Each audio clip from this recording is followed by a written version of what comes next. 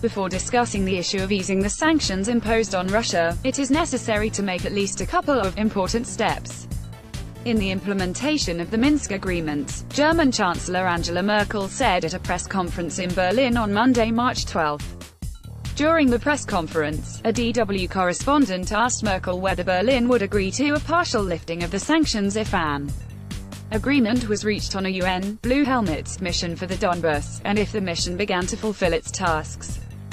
The German Chancellor referred to the mission of the Blue Helmets, which, she stressed, in principle, supports both sides, both Ukraine and Russia, as among the qualitatively important steps. A mandate for such a mission, Merkel said, has been under negotiation within the UN Security Council for several months, but the desired result has not yet been achieved. Angela Merkel also recalled the constant violations of the ceasefire in the conflict zone in eastern Ukraine.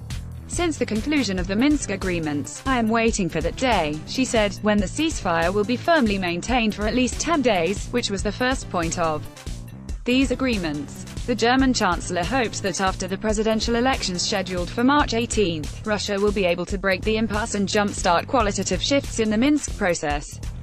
The position on EU sanctions imposed against Russia for the annexation of the Crimea and the country's support of separatists in eastern Ukraine is formulated in such a way in the coalition agreement signed by the parties of Angela Merkel's fourth government that the document allows, in principle, the partial cancellation of sanctions without waiting for comprehensive implementation of the Minsk agreements.